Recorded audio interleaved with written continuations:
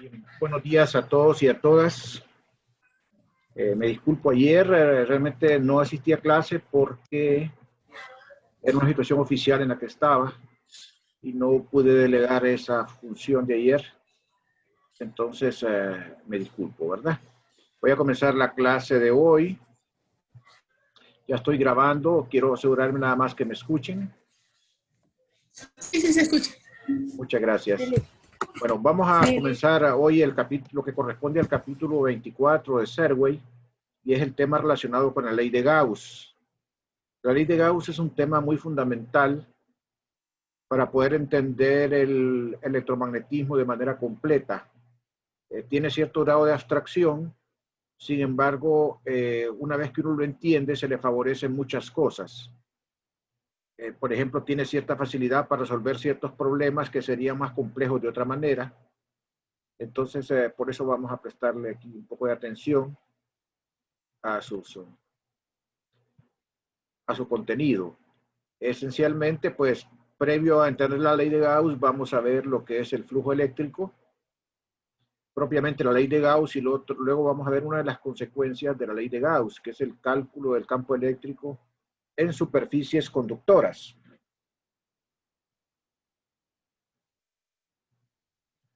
Entonces, vamos primero con el concepto de flujo eléctrico. Como el campo es un vector, es un campo vector de naturaleza vectorial, normalmente se le trata de asociar con flujos, con fluidos, propiamente hablando. Con fluidos, por ejemplo, un fluido laminar se asocia con un campo uniforme, un fluido rotacional se asocia con un campo que rota, etc. Entonces, por esa razón se acostumbra a pensar en el campo eléctrico como un flujo. Y entonces vamos a ver cómo definimos nosotros ese flujo de las líneas de campo eléctrico.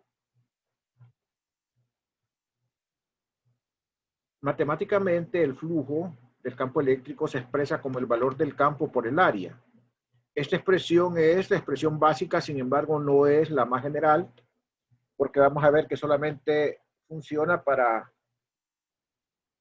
campos uniformes y que el área también sea uniforme, o sea, que no cambie el vector de área. Solamente en esas condiciones funciona esta fórmula y nos sirve para definir esencialmente el flujo. O sea, el flujo siempre va a ser un campo por una superficie. ¿Un campo de qué naturaleza? Pues depende. En este caso es un campo eléctrico. Después vamos a ver que hay un campo magnético, como puede haber también un flujo de velocidades en un fluido, donde el campo sería entonces la velocidad. En este caso específico es el campo eléctrico por el área, el que nos interesa para calcular el flujo.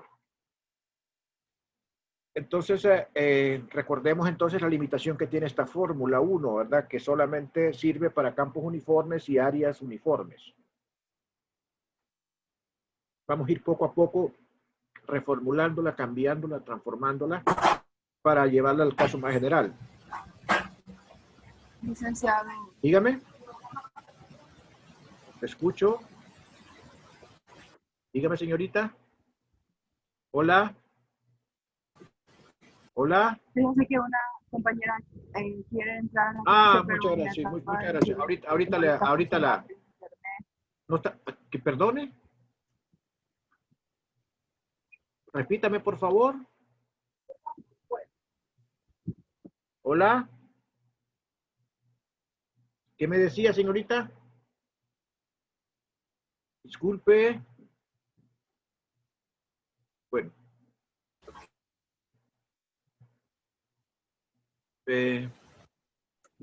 ¿Ustedes me escuchan? Que una compañera quiere entrar a la clase, pero no le está funcionando bien el internet, entonces me dijo que le excusara. Bueno, dígale que me ponga un WhatsApp ahí después, ¿verdad? ¿Ok? Por favor. Dígamele ahí que me ponga un WhatsApp ahí al chat o al personal de del personal de ella al mío, ¿verdad? Para anotarle ahí la excusa. Bueno, vamos a continuar entonces. Ok. Vamos a continuar entonces nosotros aquí viendo el flujo. Esta es una figura que nos ayuda a ilustrar. Ahí tenemos la comparación entre un flujo en un campo de velocidades y un flujo de un campo eléctrico. Miren que el concepto de flujo siempre va asociado con líneas de campo. Las líneas de campo son líneas que nos dan la magnitud, la dirección y el sentido del campo en cada punto del espacio. Aquí tenemos, por ejemplo, un campo eléctrico uniformemente distribuido. La cantidad de líneas por unidad de área es igual y es uniforme porque no cambia en magnitud ni en dirección tampoco. Entonces, ni en sentido. Aquí tenemos un campo de velocidades y siempre eso va asociado a un área. O sea, las líneas de flujo atraviesan áreas. Aquí están atravesando áreas. Y eso es lo que da el flujo precisamente. Aquí nos apuntan que el flujo es cero en esta superficie que está acá, en este cuadrado, claro, ¿verdad? Porque el número de líneas que entran es igual que el número de líneas que salen. Entonces, se suman las que entran y se restan las que salen y el total da cero. O sea que para que haya un flujo neto tiene que haber necesariamente una diferencia entre las líneas que entran y las líneas que salen.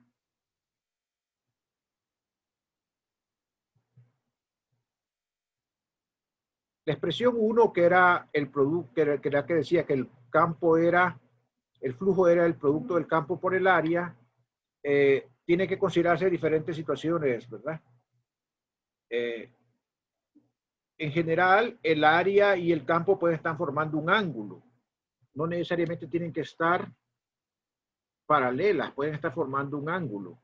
Esta expresión 1 no forman un ángulo de 0 grados, pero pueden estar formando un ángulo. Entonces, el flujo se va a escribir en general como el producto del campo por el área por el coseno del ángulo que forman el campo y el área. Acuérdense que una cosa importante y es que el vector de área siempre es un vector que va normal a la superficie en cada punto. Repito, el vector de área siempre es un vector que va normal a la superficie en cada punto. Y entonces ese coseno de phi es el coseno del ángulo entre el campo y el vector de área.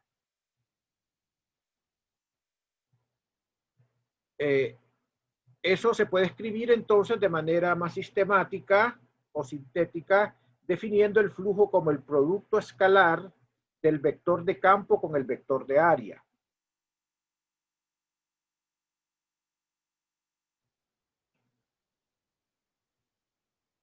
Aquí tenemos más o menos la ilustración. Nosotros tenemos acá, por ejemplo, esta área de acá abajo. En esta área de aquí a la izquierda sería el campo paralelo al área y solamente el flujo es el campo por el área. Pero para esta cara de aquí pueden ver ustedes que el vector de área está formando un ángulo phi con el campo eléctrico. Entonces, eso hace de que el producto ya no sea E por A, sino que tienen que multiplicar por un coseno de phi, donde phi nuevamente es el área el ángulo que forman el vector de área perpendicular a la superficie en cada punto y el campo eléctrico. Lo dejo un segundito ahí para que lo observen la figura.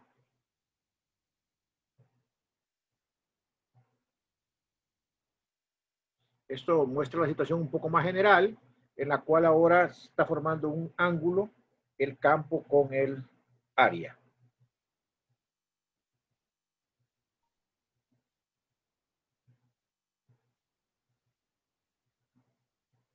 Vamos a continuar entonces acá.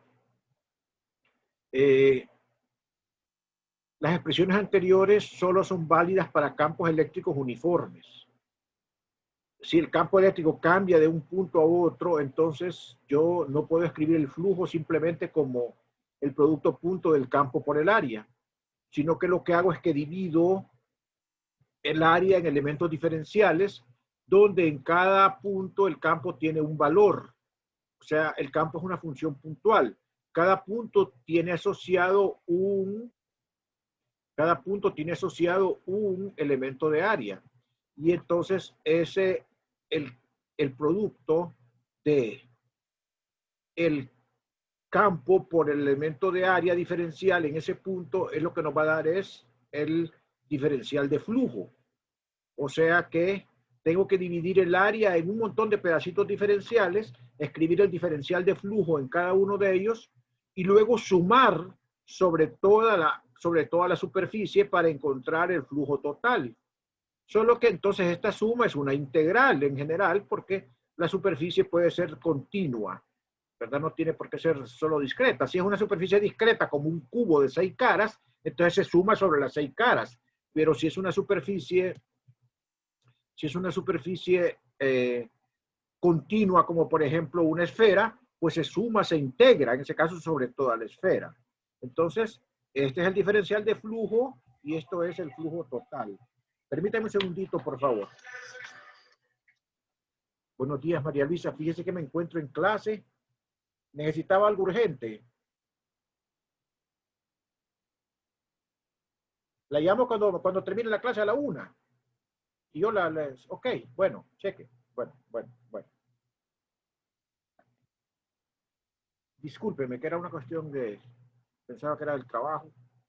Entonces, dA representa el diferencial de área normal a la superficie. Ya sea esta plana o no, el área puede ser, por ejemplo, una superficie irregular, ¿verdad? Pues, como por ejemplo la de una lona, por ejemplo, y entonces el elemento de área en cada punto de la lona va a ser un vector diferente porque puede estar cambiando en magnitud, en dirección, y en sentido, dependiendo de cuál sea la irregularidad de la superficie. Bien, entonces vamos a enunciar la ley de Gauss, precisamente. La ley de Gauss ocupaba el concepto de flujo para poder enunciar. La ley de Gauss relaciona la carga eléctrica con el campo, ¿verdad? Así como lo hacía la ley de Coulomb, solo que la ley de Gauss lo hace un poco diferente. La ley de Gauss nos puede permitir dos cosas. Si nosotros conocemos la carga dentro de la superficie, podemos calcular el campo. O si nosotros conocemos el campo, podemos al revés entonces calcular o predecir la distribución de carga en la superficie. Esas son las dos posibilidades, porque depende qué es lo que nos piden y qué es lo que nos den. Así podemos emplear la ley de Gauss. Entonces, aquí tenemos nosotros una ilustración y podemos ver el flujo neto. Por ejemplo, en una superficie cerrada, como este cubo, por ejemplo, si la superficie cerrada está envolviendo una carga que está produciendo un campo, el campo de la carga produce un flujo hacia afuera neto, que es la carga positiva produce líneas de campo hacia afuera. Entonces hay un flujo neto acá en este cubo, en este paralelepípedo más bien, hay un flujo neto. Entonces, distinto de cero, miren. ¿Por qué? Porque todas las líneas están saliendo por la superficie del paralelepípedo.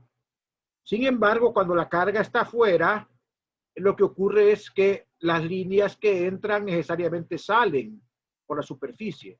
Por lo tanto, cuando la carga está afuera, el flujo es igual a cero por la superficie, porque las líneas entran y salen al mismo tiempo por la misma. Entonces, si la carga está fuera de la superficie cerrada, entonces el flujo es cero. Si la carga está dentro, no es cero. Y vamos a ver que la ley de Gauss, cómo nos relaciona ese flujo con esta carga que está encerrando la superficie, precisamente. Entonces, si la carga fuera negativa, la situación solo cambia en que las líneas aquí estarían entrando y saliendo. O sea, estarían entrando, porque hacia la carga positiva entran, estarían entrando y había un flujo neto hacia adentro. Y si aquí la carga fuera negativa, solamente serían las líneas en sentido contrario, pero igual el flujo sería cero porque la carga está afuera de la superficie. Me paro aquí unos 5 segundos para que puedan preguntar.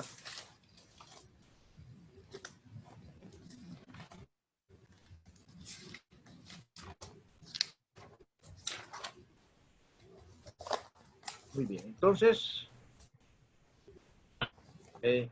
matemáticamente la ley de Gauss lo que relaciona es el flujo con la carga encerrada por la superficie. Y se habla acá, esta es una integral doble, ¿verdad? Es una integral doble sobre una superficie cerrada. Este círculo indica que la integral es sobre una superficie cerrada, no sobre una superficie abierta. Entonces lo que dice la ley de Gauss es que ese flujo no depende de cómo está distribuida la carga dentro de la superficie. Simplemente el flujo es la carga encerrada entre la constante epsilon sub 0. Y como el flujo por definición es la integral de E punto dA sobre la superficie, entonces esa integral es la carga encerrada por la superficie entre epsilon sub 0. Miren que para el flujo no importa cómo está la carga, en qué punto está la carga dentro de la superficie. Solo importan dos cosas, que la carga esté adentro o esté afuera.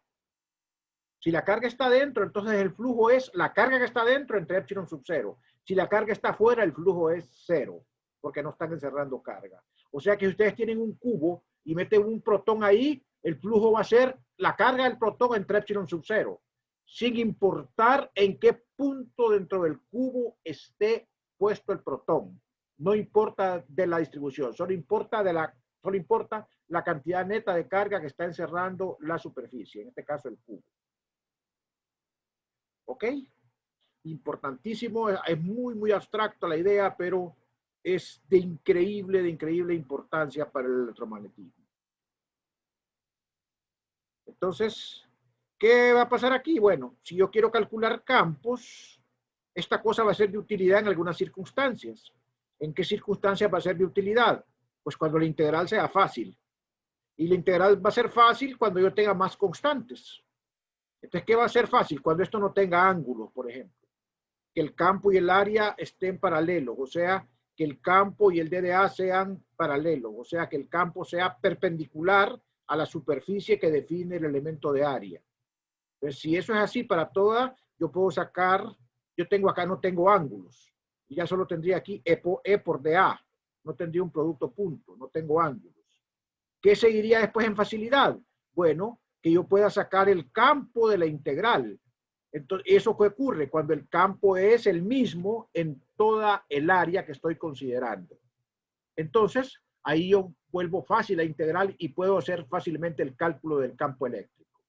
Les voy a anunciar que, como dice más adelante en forma sucinta, en forma directa, que esto es útil, el cálculo del campo, para el cálculo del campo con la ley de Gauss es útil cuando hay esferas, cuando hay simetría esférica, cuando hay simetría cilíndrica, ¿verdad? Que se dé el caso de las líneas de carga, o cuando hay planos infinitos. En esos casos es útil la ley de Gauss para calcular el campo. De lo contrario, no. La ley de Gauss no sirve para líneas finitas ni para cilindros finitos, por ejemplo. Solo sirve para cilindros infinitos, ya sean huecos o sólidos, para líneas infinitas, para esferas o para cascarones esféricos o para planos infinitos. Solamente en esas simetrías se puede aplicar la ley de Gauss para calcular el campo eléctrico.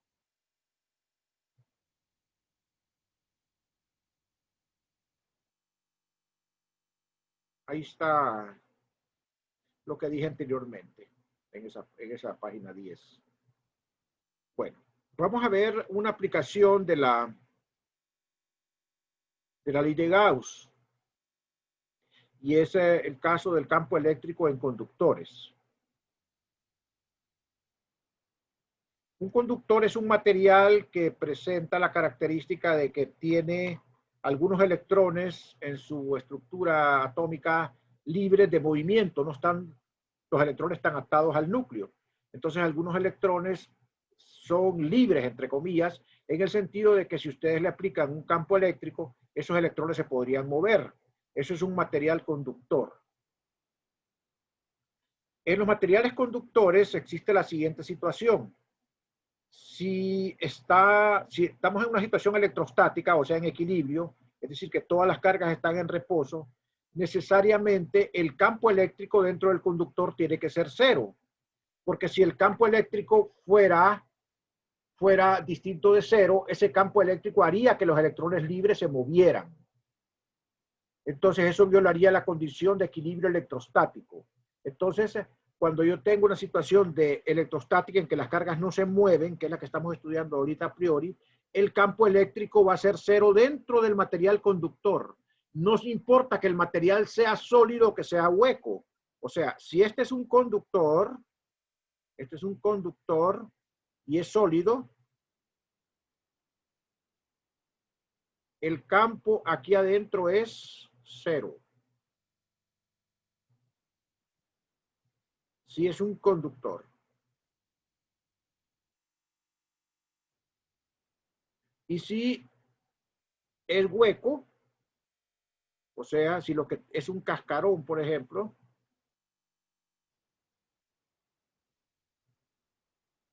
me quedó muy mal la figura, fue difícil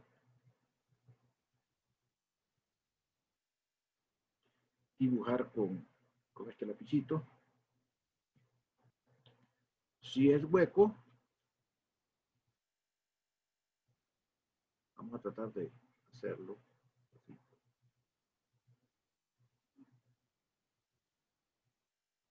Si es hueco, igual, el campo eléctrico aquí es 0.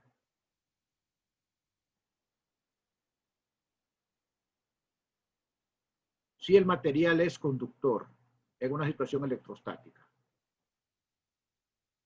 ¿Ok? Si es conductor el material. Por ejemplo, le pongo una C para distinguirlo aquí como conductor. Entonces, esa característica la tienen entonces los materiales conductores. Por ejemplo, los metales tienen tienen esa característica de ser conductores, ¿verdad? Entonces, esa conducta de los conductores tiene ciertas implicaciones en cuanto al campo eléctrico. Ya vimos una que es 0 dentro del conductor, independientemente que sea sólido o que sea hueco. Esa es la razón por la cual muchos dicen, ¿verdad?, de que el lugar más seguro para pasar una tormenta eléctrica sin que los rayos lo afecten a uno es dentro de un automóvil, porque un automóvil está blindado porque es un conductor. Entonces usted dentro del conductor no va a experimentar campos, aunque ocurran las descargas que ocurran. Esto que está puesto aquí es lo que yo dije. Bueno, entonces uno puede utilizar la ley de Gauss para mostrar que el campo eléctrico en la superficie de un conductor es igual a sigma sobre epsilon sub 0, donde esta cantidad sigma que está aquí es la densidad superficial de carga que hay en la superficie del conductor. Es decir, ¿qué es lo que ocurre con el conductor? El conductor, si ustedes le agregan cargas al conductor extra, estas cargas inmediatamente migran hacia la superficie. O sea que cualquier exceso de carga en el conductor se encuentra en la superficie, pero nunca en su volumen, porque es la manera como el conductor se blinda para hacer que el campo eléctrico adentro de él sea 0. Entonces, si ustedes quisieran calcular el campo en la superficie, el valor del campo en la superficie de un conductor va a tener siempre este valor. Y eso vamos a ver que lo podemos obtener fácilmente de la ley de Gauss, ese valor para la carga para el campo del conductor en su superficie. Sigma es la densidad superficial de carga, recuerden eso.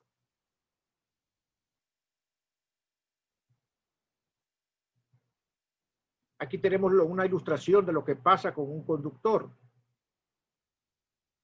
Con un conductor lo que ocurre es que ustedes tienen acá, por ejemplo, al aplicar el campo, como el conductor tiene electrones libres, los electrones tienden a moverse en el sentido del campo y las cargas eléctricas en sentido contrario. Entonces lo que ocurre es que hay separaciones entre las cargas eléctricas y las cargas positivas y negativas. Y eso genera un campo adentro que va hacia, en este caso sería de menos a más, un campo interior que cancela el campo exterior y que da por eso un resultado de un campo neto 0. Eso es lo que se llama el blindaje. El mismo conductor se blinda haciendo que las cargas se polaricen de esta manera para que hacer un campo total 0 adentro de él.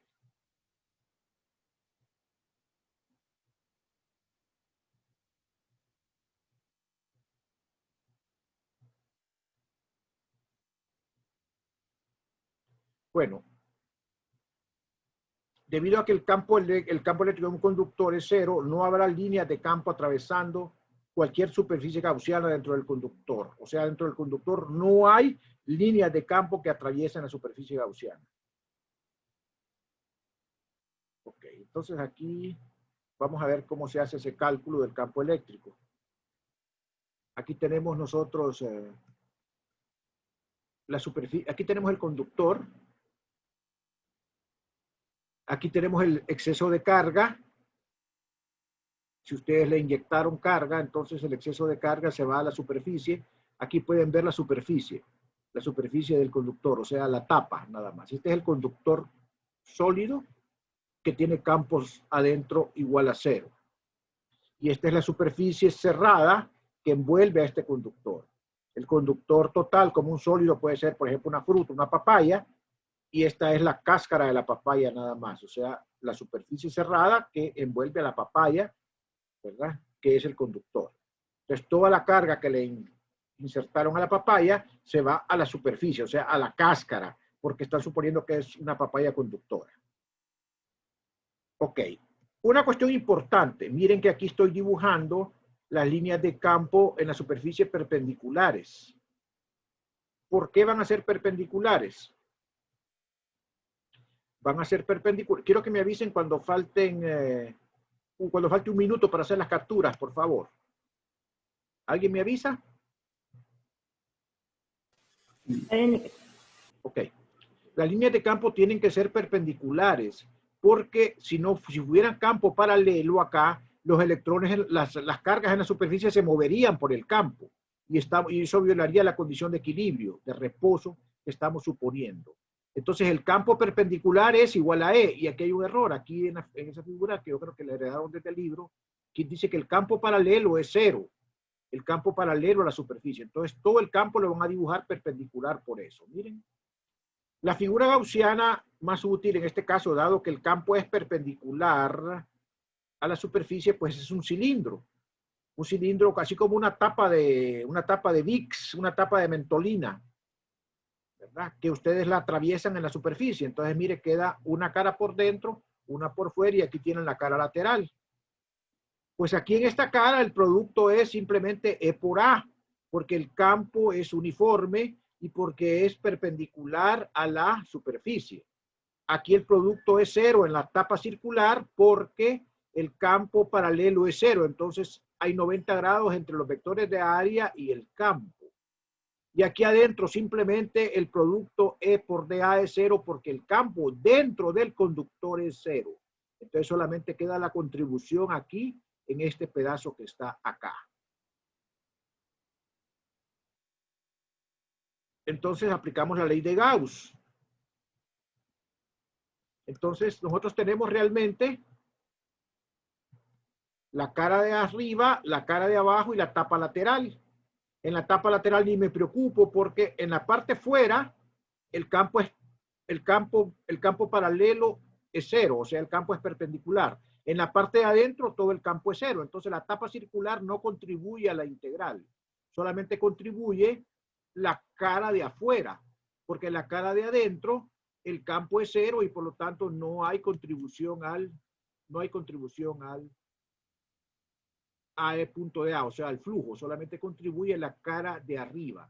Y entonces como el campo es el mismo, porque la cara es muy pequeña, o sea, prácticamente estoy escogiendo una tapa muy chiquita, y entonces el campo casi no varía de un punto a otro, entonces el producto, o sea, la integral es simplemente E por la integral de D de A, que es EA, y entonces, pero el flujo nosotros sabemos que es EA por la ley de Gauss, ya integramos, pero el flujo es la carga encerrada. ¿Y cuál es la carga encerrada en esa superficie gaussiana? Pues la carga encerrada en esa superficie gaussiana es la densidad por el área de la superficie, que es la tapa del cilindro. El área es la tapa, que es la que corta la intersección aquí del cilindro con la superficie del conductor, es el área circular, de la tapa circular que está acá, que es de área A. Entonces, si yo multiplico la densidad por esa área A, entonces obtengo acá que la carga neta, que sería esta, es sigma por A. Entonces, esta carga neta, que es sigma por A,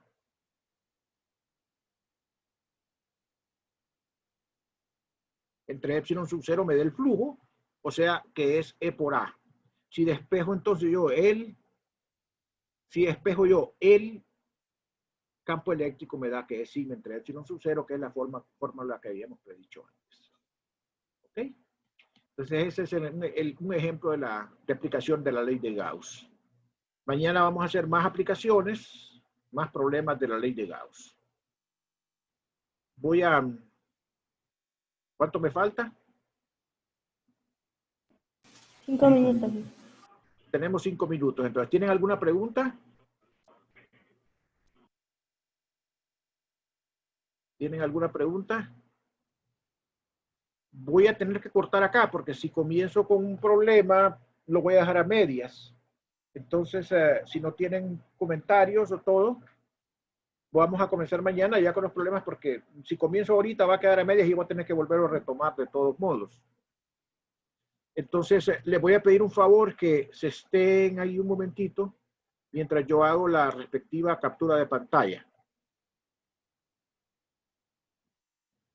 Les voy a comentar que debido a la falta de planificación que hay a nivel general en el país, bueno, que es justificable debido a la emergencia, no sabíamos nosotros cuándo iban a aplicar los feriados de octubre. Supusimos en la planificación la lógica que era pensar en que iban a hacer según la ley del 9 del segundo miércoles de octubre, el primer miércoles de octubre que era, vaya, no tengo el calendario a mano, o sea que era la próxima semana según la ley. Entonces nosotros pensamos en eso, pero parece que lo van a pasar para noviembre. Entonces ese tiempo que supuestamente no íbamos a contar en ahorita, lo vamos a tener. Pero por otro lado no vamos a tener tiempo después porque nos van a cortar 3 días. Entonces vamos a comenzar a adelantar el contenido del segundo parcial, ¿ok?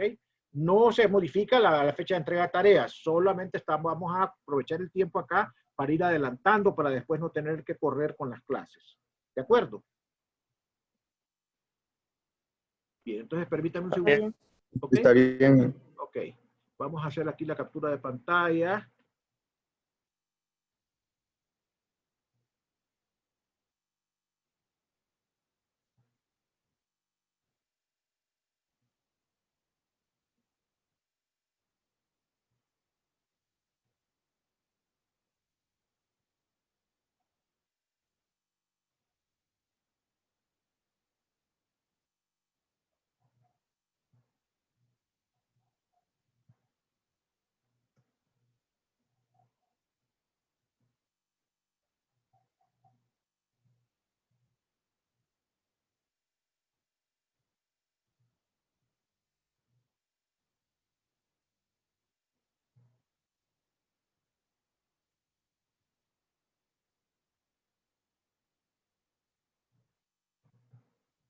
Estamos listos, jóvenes. Pueden irse ustedes a almorzar.